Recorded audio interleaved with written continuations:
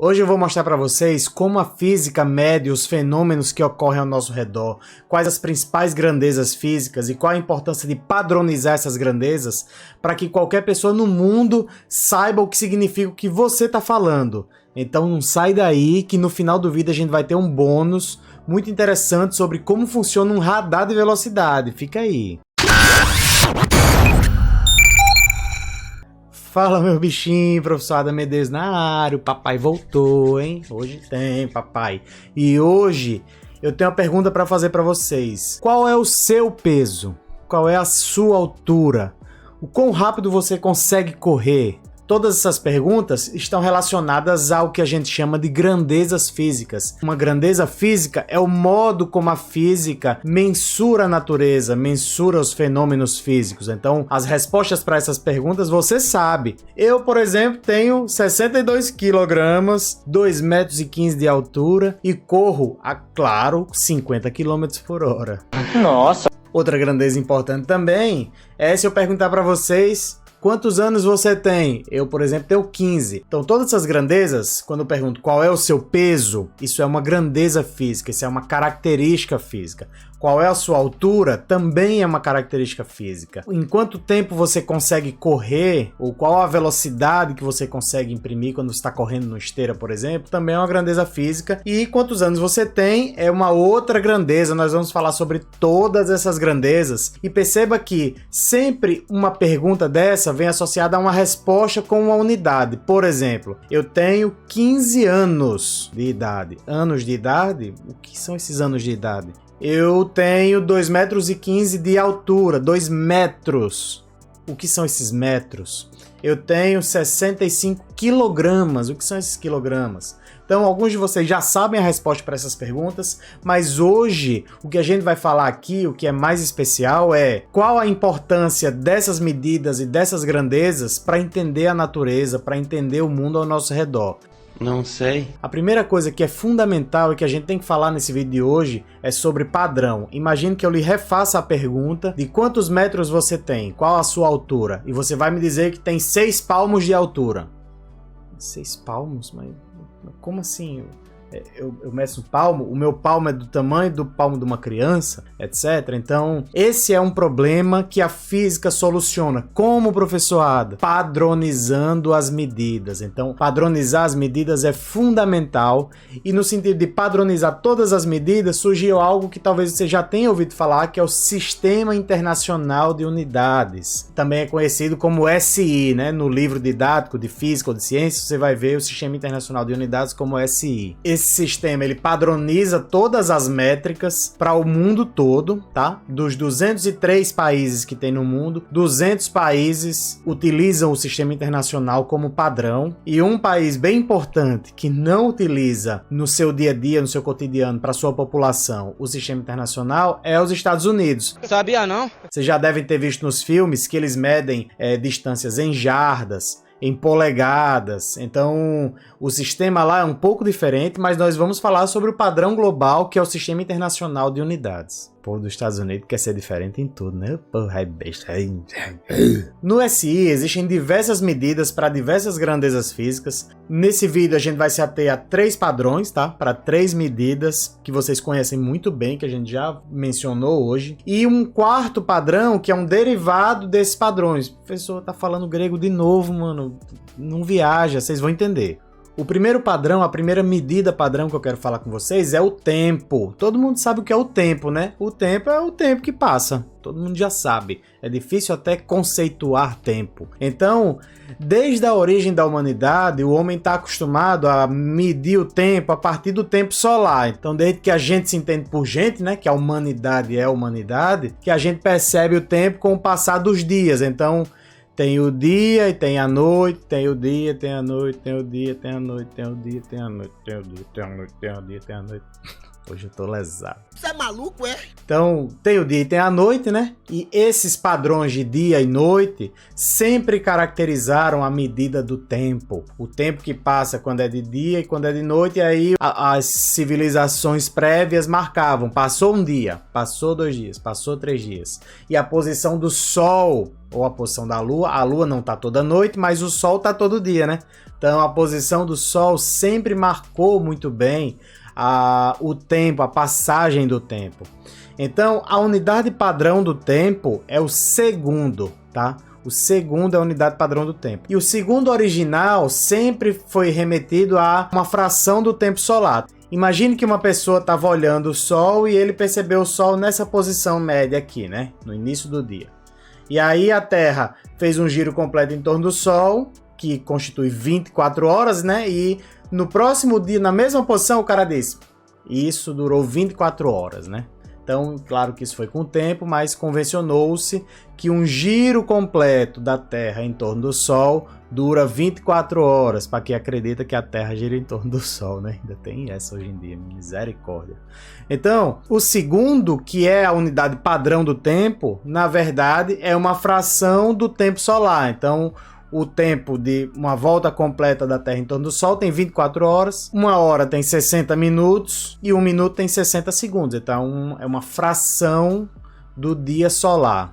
Hoje em dia, o tempo ele já não é mais medido com precisão com uma fração do minuto solar, porque você pode errar. Então, existem os relógios, que são aparelhos de girar ou aparelhos tecnológicos digitais que medem o tempo, medem a passagem do tempo. Mas o tempo padrão, o 1 segundo padrão, é mantido com o relógio atômico, tá? Ele dá exatamente com precisão atômica o 1 segundo. Se vocês querem que eu faça um vídeo só explicando o funcionamento do relógio atômico, deixa o comentário aí embaixo, tá? A próxima unidade de medida, que é utilizada para medir o mundo ao nosso redor e para verificar os fenômenos da natureza, é o comprimento. Alguém sabe aí qual é a unidade do comprimento padrão no sistema internacional? É essa mesmo, o metro. O metro é a unidade padrão no sistema global, no sistema internacional de unidades. Mas alguém sabe qual é a origem do metro? Eu não sei. Na verdade, o metro é uma fração também, né, da distância entre o Equador e o Polo Norte. Como assim, professor? Bom, na verdade, a distância entre o Equador e o Polo Norte, a distância média, é em torno de 10 milhões de metros. Tá? Então imagine que você tem um passinho, é 1 metro, você tem que dar 10 milhões de passos para chegar do Equador, da linha do Equador, até o Polo Norte, tá? Hoje em dia, com mais precisão, já se sabe que essa distância não é perfeitamente 10 milhões de metros. Tem uma diferençazinha aí, tá?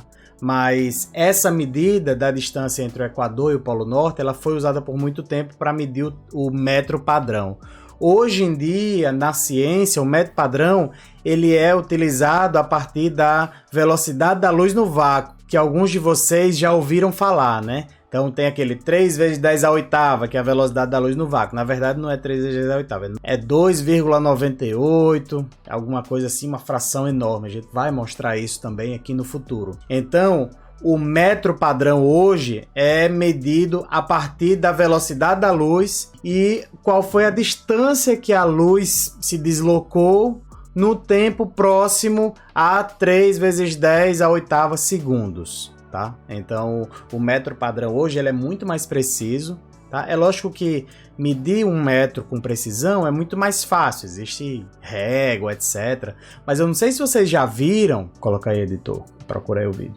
É claro! Não sei se vocês já viram que hoje em dia tem uns aparelhinhos pequenininhos que são utilizados para medir a distância entre 2 pontos. Então, isso é muito utilizado na marcenaria, por exemplo, em obra. Então, eles pegam o aparelhinho, apertam o aparelhinho, né? E esse aparelhinho emite um feixe luminoso, ele vai até um local e volta, e essa reflexão, o tempo que ele levou para ir daqui até aqui e voltar, o aparelho mede a distância entre 2 pontos com altíssima precisão. Então não precisa mais o cara pegar a régua, uma trena, ir lá, medir, errei, acertei, não precisa disso. Hoje em dia já se mede o espaço com muito mais precisão, utilizando a velocidade de uma onda eletromagnética, de um feixe luminoso. A terceira unidade de medida padrão é a massa, é a unidade de massa. Alguém sabe qual é a unidade padrão da massa? É isso mesmo, é o quilograma. Então, o quilograma é aquela medida do peso, né? A gente vai falar qual é a diferença entre massa e peso um pouquinho mais na frente, mas eu quero me ater aqui à unidade hoje.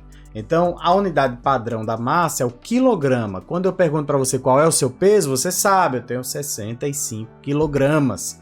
65 quilogramas é a quantidade de massa que tem em você, né? Quando você sobe na balança, ele utiliza a aceleração da gravidade, que a gente também vai falar no futuro, mas ele verifica que a sua pessoa tem 65 quilogramas de massa. Então essa unidade de massa, ela também tem um padrão no Sistema Internacional de Unidades, que é um cilindro de uma liga metálica bem específica, e esse cilindro tem exatamente, perfeitamente 1 quilograma, sem nenhuma diferença a mais ou a menos, é 1 quilograma, e é utilizado esse 1 quilograma para padronizar, para manter o padrão do 1 quilograma global.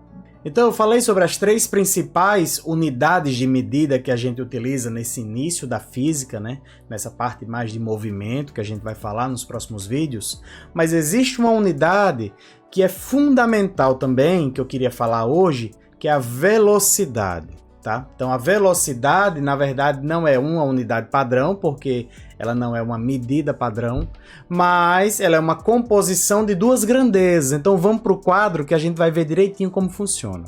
Então chegamos aqui no quadro, vamos ver como funciona a velocidade, né? Então a velocidade, na verdade, como eu falei, é uma composição de 2 grandezas, né?